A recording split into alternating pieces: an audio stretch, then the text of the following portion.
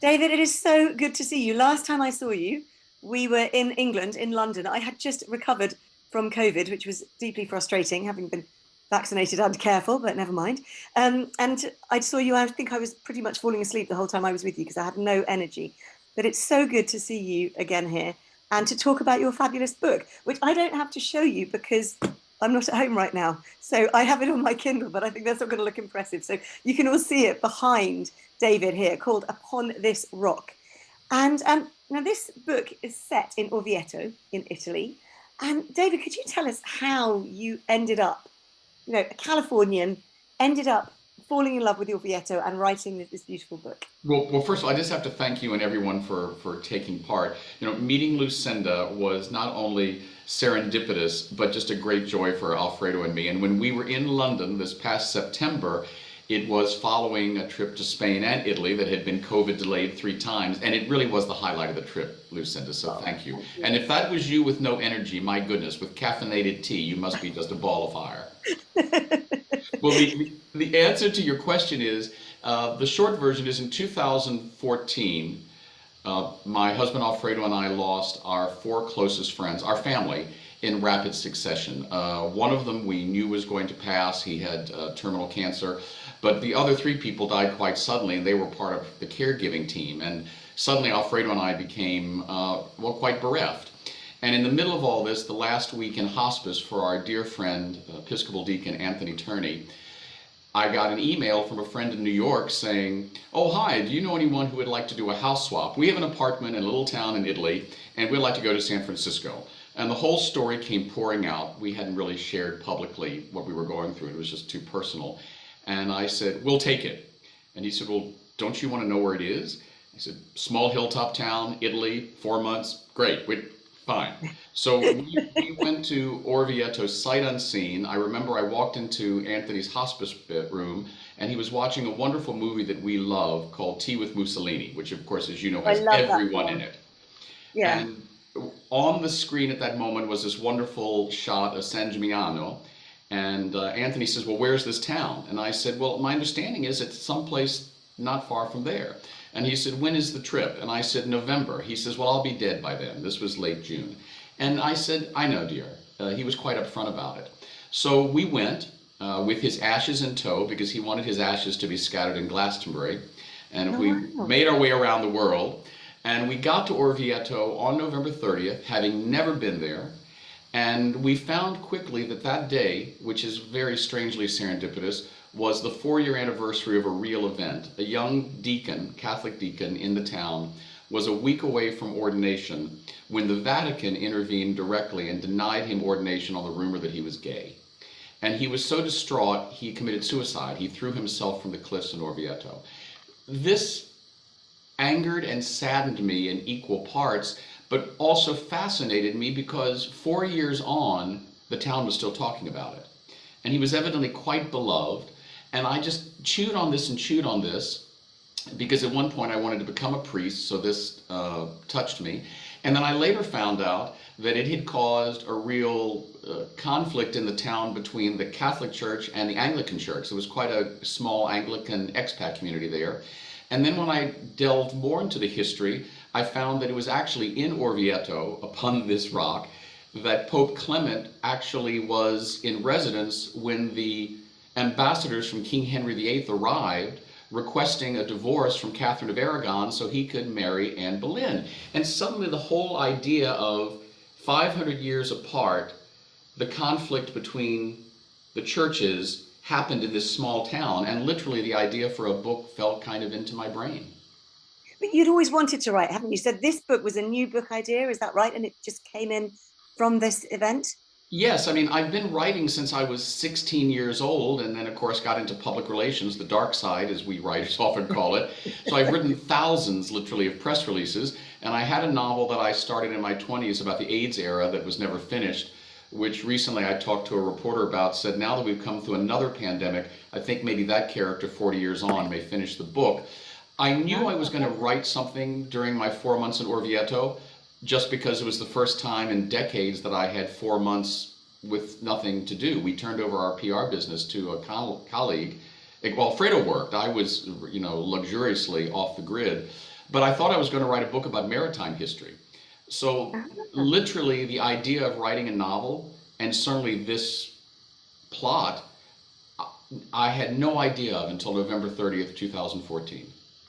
Wow. Because I wonder that. I wonder if it had been a plot that you'd kind of had some kind of idea about, but then the events in Orvieto had changed them. Or did it come kind of fully formed, or did you find that did you have to plot out the whole thing first, or did it change as you were writing it? Well, I'm going to answer that, then I want to hear how you do it, because I've heard people over the years, having represented authors, tell me, oh, the muse spoke to me, or the character spoke to me. And I remember always thinking, gosh, that sounds a bit woo-woo.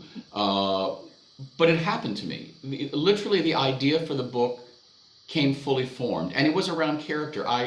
The idea of this young deacon, whose real name is Lucas Sedata, if you read the book in the print version, I believe in the e-version as well, the dedication is there to him. He's the real deacon that committed suicide.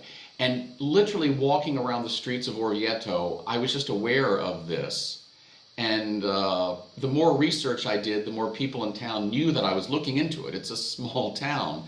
And I somehow wanted to give his real personality some sort of tribute. And then the idea of making it a mystery thriller, that just kind of unfolded chronologically. I didn't have notes. I wrote chronologically.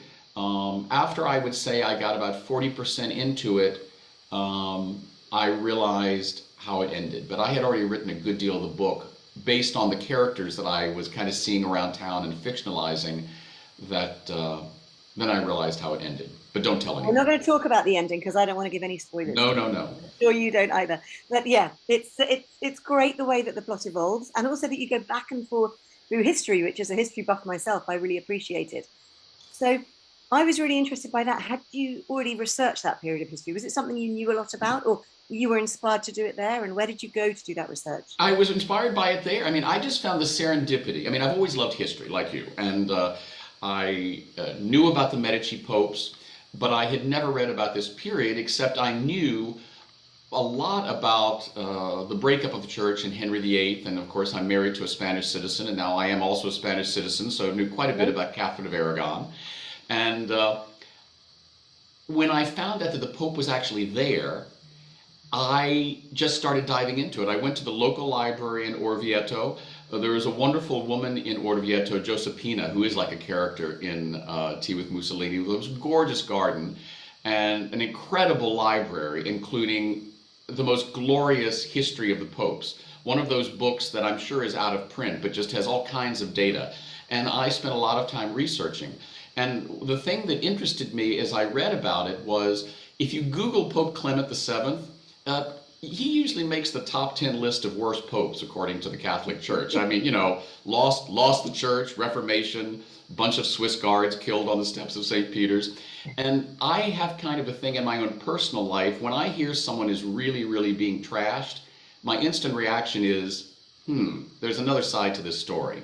So I kind of liked giving Clement a renaissance, as it were, and talk about how he must have felt having escaped to Orvieto. Yeah, and isn't it fascinating that you were there in this, as you say, a small place you'd never heard of before, and then there was this incredible history. That's what I find so wonderful about Italy, is that everywhere you go, there are just stories, because, you know, such an old country and so many incredible threads of history running through it. And, you know, reading this book, you know, in lockdown is just so frustrating when I couldn't go traveling, and I really miss many places, but I particularly miss Italy. And it's fantastic to be able to kind of travel there. And a lot of the reviews I've read have said that reading it is like reading a travel book. And were you trying to do that deliberately, or did it just happen because you were in these gorgeous surroundings? And well, two things. I am quite sure, since we both are just longing to get back there, that you, Alfredo, and me will be in Orvieto, having an Orvieto Classico sometime in 2022. We have to make this happen. I hope so. Yeah. That would be amazing.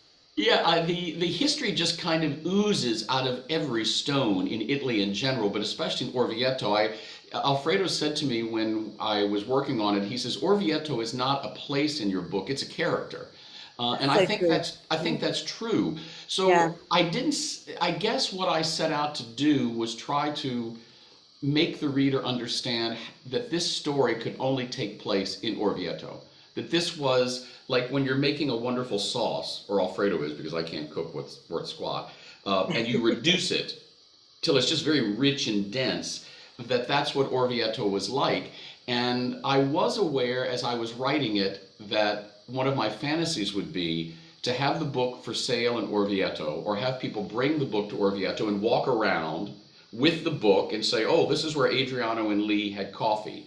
And this is where Pope Clement was in residence. And this is where the World War II cemetery is. So in that sense, I really wanted people to be able to take the book. I'm very proud of two things, I will admit to. One is the history.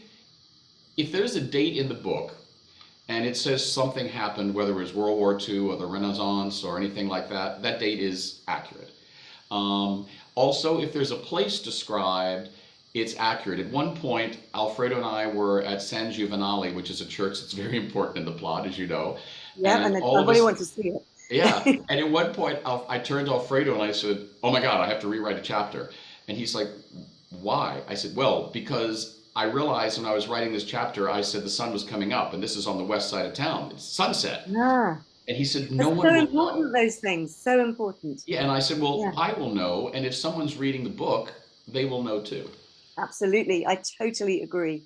And I think people will do that. I think they will come and, go and visit those places. I mean, I did a similar thing with a book by Nio Marsh, who was a British New Zealander, but naturalized British at times, crime writer. And she was writing in the Golden Age, and she wrote a book called When in Rome. And one of her books, it's set there, and there's this church that has a temple underneath the Temple of Mithras. And I had to go and find this, and it's a real place. She calls it a different thing in the book, but when I went there, apparently lots of other people had done the same. And you think people will do that. They will do that with your book. They will read it, and then they'll go and find these places. Because I do it all the time. I've done it in so many places when I've been traveling. So I think it's a great thing to give that kind of travel advice as well. But I wondered, what has the reception been like in Orvieto? So local people love it? Do they hate it? Do they fate you, or do you feel that you've trodden on their toes? No, well, I maybe a little bit of all of that. What's interesting is when we went back, certainly everyone knew about it. And I knew that there were some people, including a wonderful local writer, Laura Ricci. She said, this is fiction, but she says, everyone's going to know this is about Luca. And I said, well, no, it's fiction. It's inspired by Luca. She said, yes, but everyone remembers it. And when we were just there a few months ago, it really touched me. We were having lunch, and we later found out that the owner of the restaurant actually had seen the real Luca on his way to suicide. And this was totally out of the blue. We were having lunch, and our friend who had a copy of the book on the table was kind of flacking it around town for me.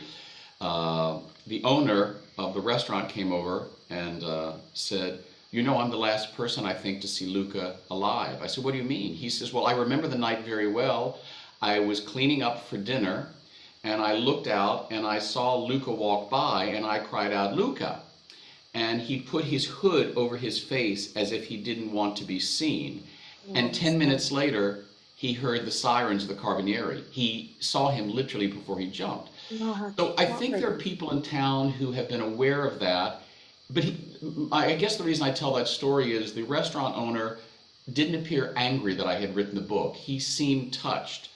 The expats in Orvieto, frankly, certainly knew about it. I think some of them were a little nervous about it. The locals seem to have totally embraced it. Valentina, who runs a wonderful restaurant, Capitana del Popolo, she actually put a sign up in her restaurant next to the desk where I wrote many, many chapters, including the last one, with the words Uffizi on it, my office. And even though all the characters are fiction, there is a character in the book, Marco, who at least his personality and physical appearance is inspired by a wonderful local chef, Carlo. And when we got to Orvieto a few months ago, we had lunch there right away, and Carlo comes out, and I said, Carlo, it's so good to see you. And he took out a copy of my book and held it up and said, no, my name is not Carlo, my name is Marco. So how fantastic. Yeah, he seemed very pleased that he had been immortalized. I bet he was. I think that's really brilliant. And, because I think if you're setting something around a real story, of course you've got that fear. And I wondered, have any of Luca's family read it, do you know, or been in touch with you at all?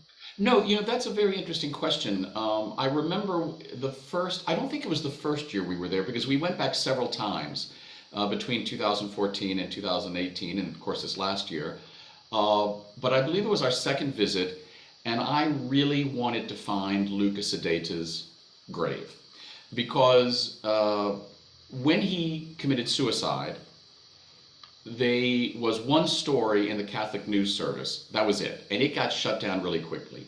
What was Wow. interesting was 2 days after his suicide, there was a massive funeral for him in the Duomo, which is, as you know, one of the spectacular Renaissance cathedrals in Italy, which means in all of Europe. And over 1,000 people went. And the idea that a suicide was memorialized in the main church of the town said to me, this man was beloved, and they didn't care that the Catholic Church was trying to shut down this story. Nonetheless, Yeah. I couldn't find a lot more about it. So I started going online, and one day I got an email from someone who I've always thought was either a priest or an ex-priest, but was clearly an insider in the church. And he said, I understand you're trying to find Luca Sedeta's grave. And I said, yes. He said, it's in a small town called Mattina in the south of Italy. And I said, well, which cemetery? And we were corresponding back and forth, and he said, it's a very small town. There's only one cemetery. So Alfredo and I rented a car and arranged to go down. We found it. We arrived one morning, and it's one of those classical Italian cemeteries with the gates and the kind of 3 or 4 levels of niches. And we found it, and it was on a top niche. We took the ladder up, and 2 things. It was a beautiful grave with a picture of Luca, and it was impeccably well cared for.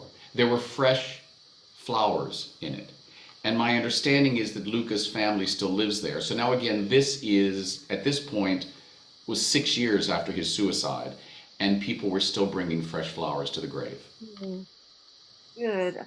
Gosh, and it's so moving to have, had his death turned into, an inspiration for your novel. I do think that it's a really fitting tribute, actually, because you do it in a very loving way.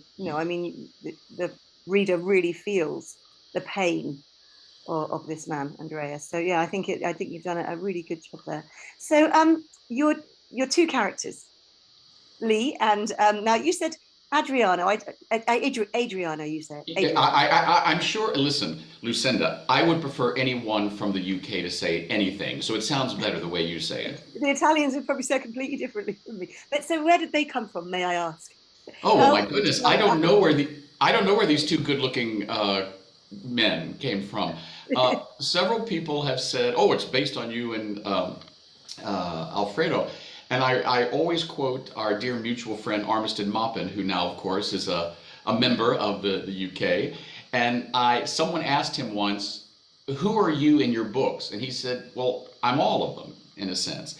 Having said that, I'm sure there's a passing resemblance to Lee Fontaine Maury, born in Richmond, Virginia, who worked aboard a ship, and his husband, Adriano, from Venezuela and Spain, but they're younger. But certainly physically, I think they're based on us. And I'm going to do this for Alfredo and my dear family in Spain. People have said, is there any resemblance to the family? And I said, well, this is fiction. I said, in the book, without giving away the plot, you soon find out that Adriano's parents are quite conservative and just not the nicest of people. And I can assure you that is complete fiction, because Alfredo's parents are definitely not religious. Well, I've met Alfredo's parents, and I can certify they're definitely not those people in the book. Absolutely not. They're lovely. And then there is something else about Lee that I can't reveal in the book. That is something that I have not gone through, but is a recurring theme within the book. And I think if you read the book about halfway through, you'll see what I'm talking about. But there is a recurring theme in the book. And then also another theme in the book, which is about refugees. And that, to me, is the real compelling message of the book. I wanted to ask you about that, because I think it's really important you put that in. So could you tell us a bit behind what inspired that? Well, literally one day, the summer of 2014 was the height or depths, depending upon how you describe it, of the refugee crisis in Europe, and literally several thousand people that they know of drowned, escaping war-torn Libya and whatnot, North Africa, making their way mainly to Italy, but also to Greece, but a lot to Italy. And it was front page news in Italy every day. And on the streets of Orvieto, you would see people who had made their way to Italy and were not so much begging, they were selling socks and whatnot. And also on the streets outside of Italy, I'm sad to say, there are a lot of women who have been forced into sex trafficking, which also is a part of the book.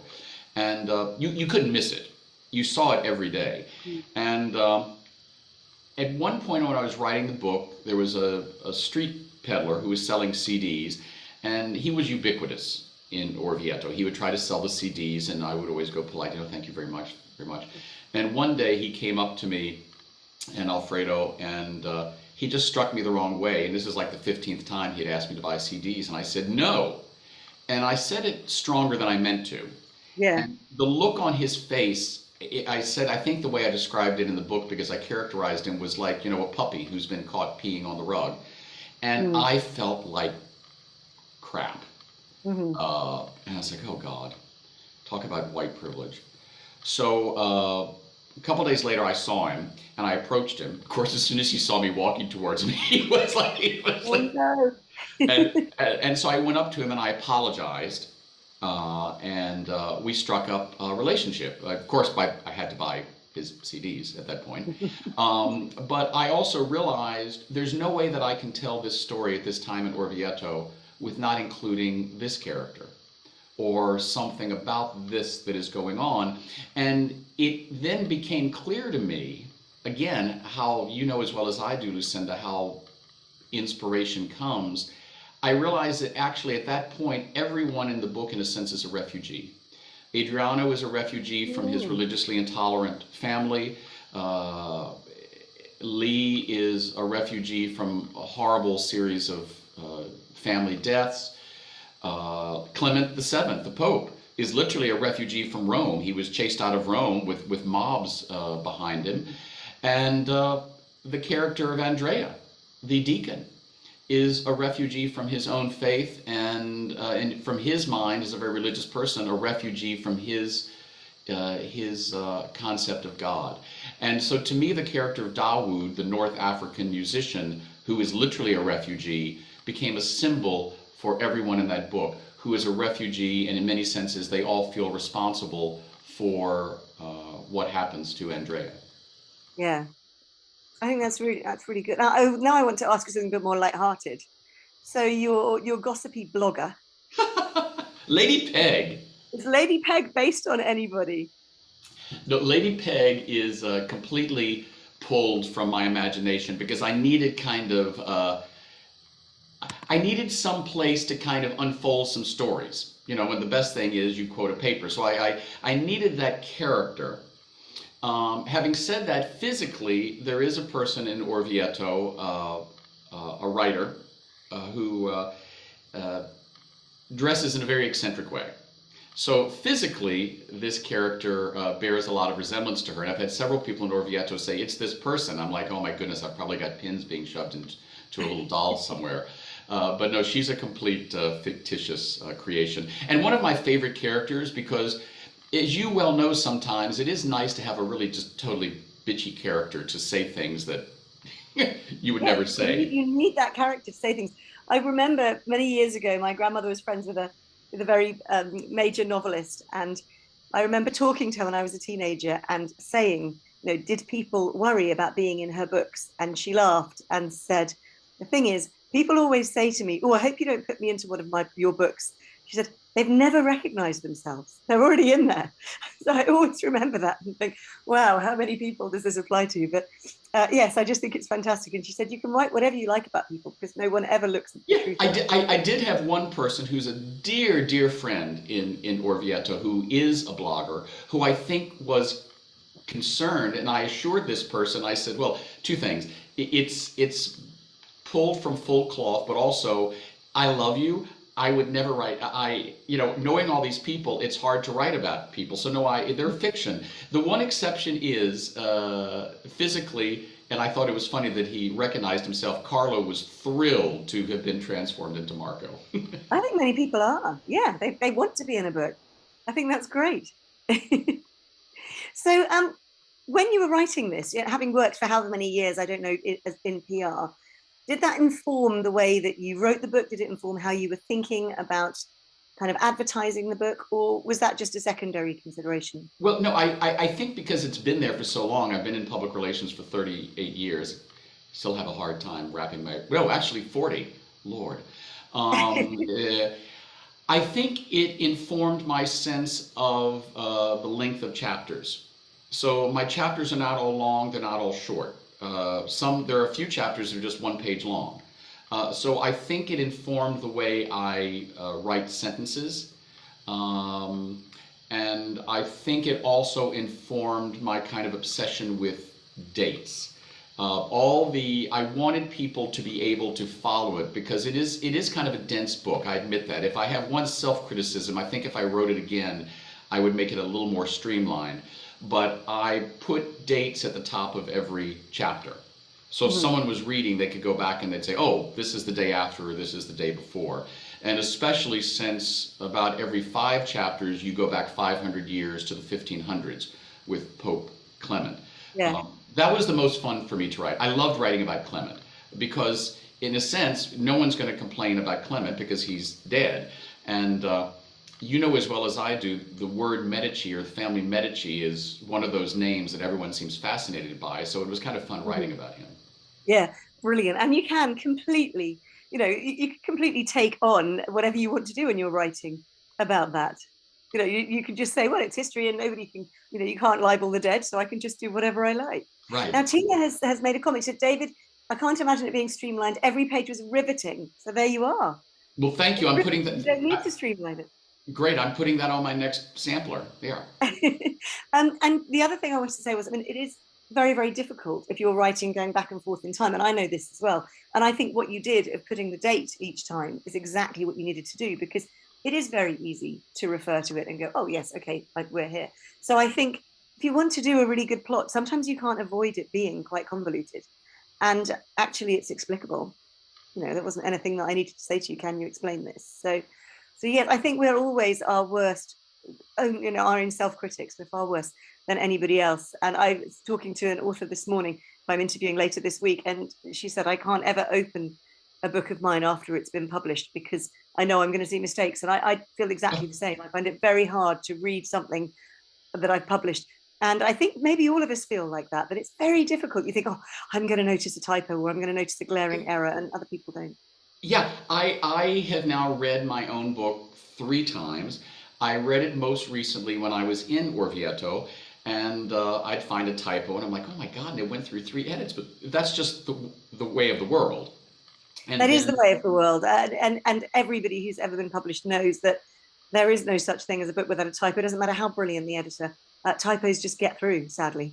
Because even when the editors read it the first time, there are, our brains work in the way that you're expecting what you're going to see. So you think you're picking up everything, but sometimes something will always get through, and one just has to. My favorite typo that got fixed before it got published, though, however, was my publisher, who I really have to give a shout out to, Kent Sorsky and Quill Driver Books in Fresno, California. I had 2 publishers offer me contracts, and I took the first one. I'm a great believer in bird in the hand, and they've been wonderful to work with. And at one point, when I was editing it, when it was finished, I finished it entirely in August 2018, and then did the editing over 2019. And at one point, Kent emailed me and said, "What's Adriano's last name?" I went, "Oh, I didn't I give him a last name?" He said, "No." I was like, Alfredo was not very happy about that, since so I had to go back and give him, and so I gave him since I think in the character of Adriano is this kind of a princely young Spaniard, I gave him the name of Adriano Yata de Miranda, which I thought was quite grand. And as Kent said, once you've said it once, you don't have to say it again. I was like, great, because that's a mouthful. And so do you write a kind of backstory Did you just know it in your head, or did you kind of literally plot them out and know No, who everybody that's a is? really, yeah. Well, let me ask you, do you do that? Do you keep notes and write the I backstory? do. I do it quite obsessively, actually. I have to know who's related to whom and how. And yes, I like to give fictional characters. I like to give them a backstory that I have to know about them before. It doesn't matter if that doesn't appear in the book. I just need to know what's happened to them before. Yes, well, that's interesting to me. I did the same. I didn't write the backstory first because the character of Andrea and Adriano and Lee I had formed pretty quickly, and then the character of Magda, who's kind of my Deus ex machina, she comes in at the beginning and then at the end of the book to tie up some stuff.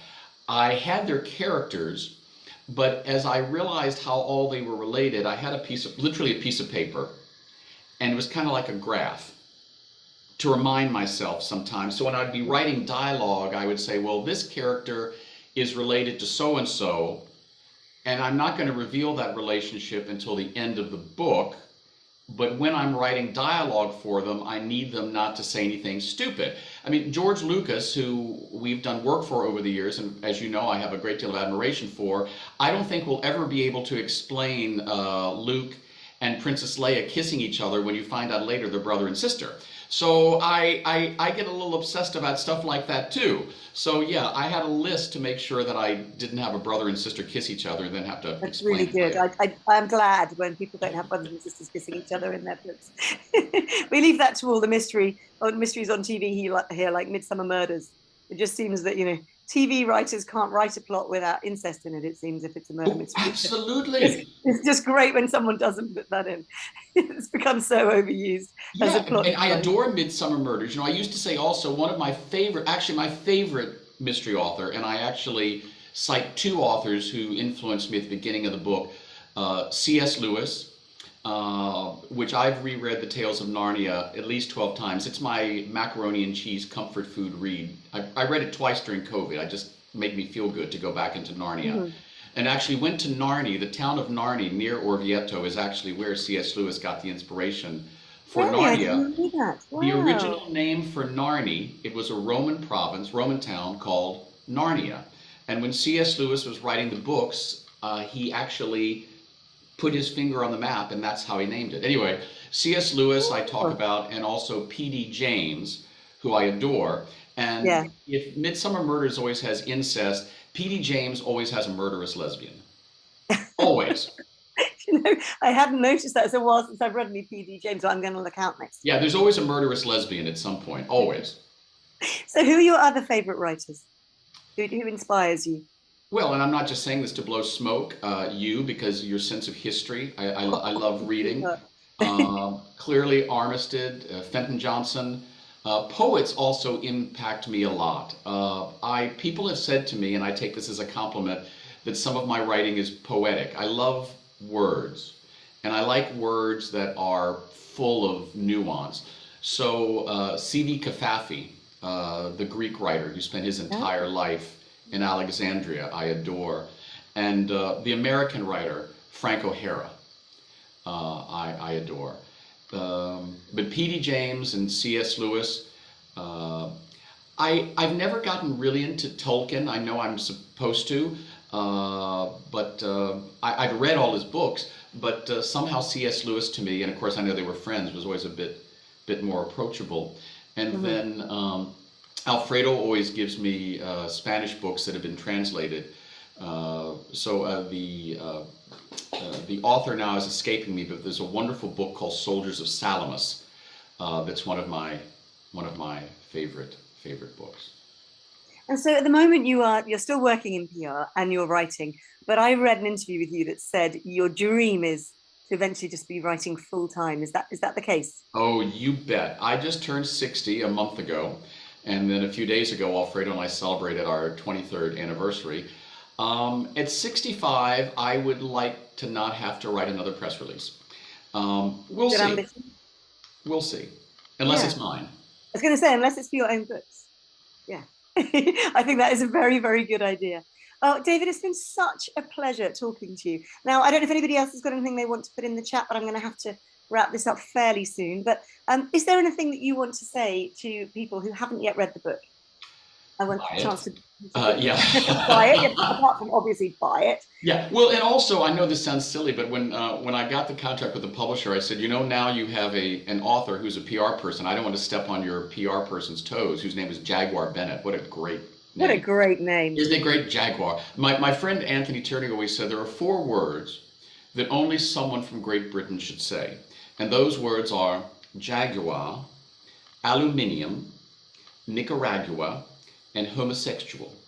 And so I always whenever I would talk to him, I would call him Jaguar. But anyway, Jaguar said, no, having a person to help sell a book is great. And so I've been actively involved. I spend an hour a day selling my book. Yeah. What I would say to people is, any of you who have contacts in the film industry, the only way to get a book option for a film or for Netflix is to have a personal connection. If you like the book, give it to someone in the film industry and say, call me. My goal for 2022 is to get this book translated into Italian. It was at the Frankfurt Book Fair this past few months, which was a big deal. And we're looking for an Italian publisher to translate it into Italian. I think it'd be a big deal. And to get it optioned for film. And I must say as well, you've won an award, haven't you? I won two, thank you. I won Yes. the Ben Franklin Award, is the annual award given by the Independent Book Publishers Association, and it won a silver medal. And I was very happy about that. And then the San Francisco Book Festival, which is quite prestigious, called it the best gay book of 2021. And I've embraced that because several other gay authors say there's nothing like a niche. Part of me it bothers because I don't consider it a gay novel. I'm not ashamed of it. I just consider it a novel. Yeah, exactly. But Like when they say women, a woman writer, and you think, well, I'm a writer. doesn't that piss you They off? don't say a male writer ever. They just say a writer or a woman writer. Right. So, Doesn't that kind of piss you off? it's strange. Yeah, I find it really odd. So I can completely see why you say, well, it's not that niche, but yeah. Yeah. I mean, it's a novel. So yeah, because I do remember the only time I think it came up was when the book first came out.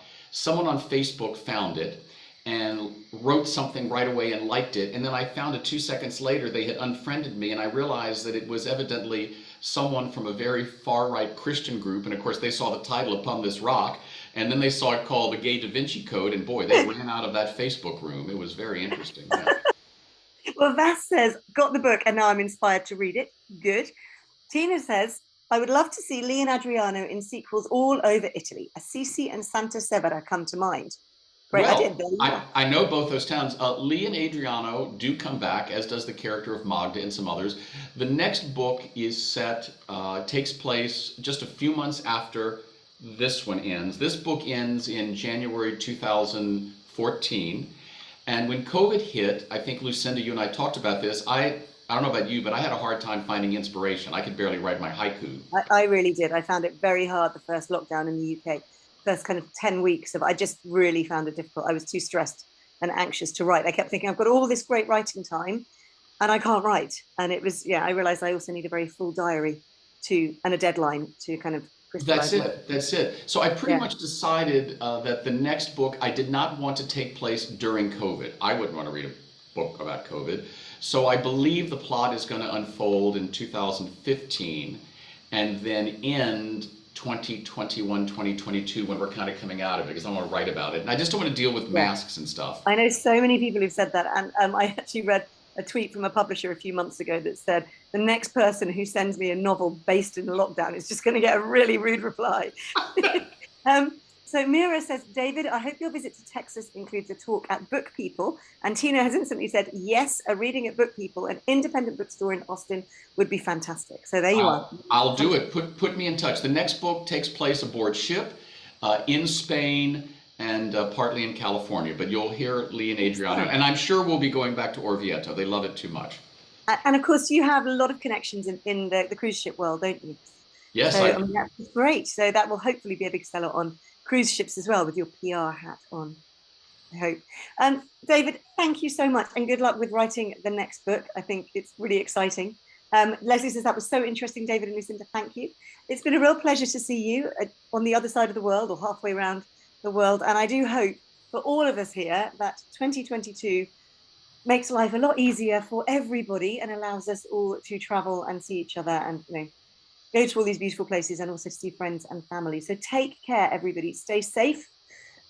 Get your booster when you can, and let's hope that we're all traveling and having fun soon. Thank you so much Thank for all you. your lovely comments. They're still coming in. Take care, everybody.